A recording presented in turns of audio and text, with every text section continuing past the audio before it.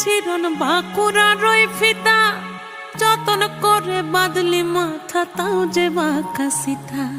মেদিনীপুরে রায়না চিরন বাঁকুড়া রই ফিতা, আর যতন করে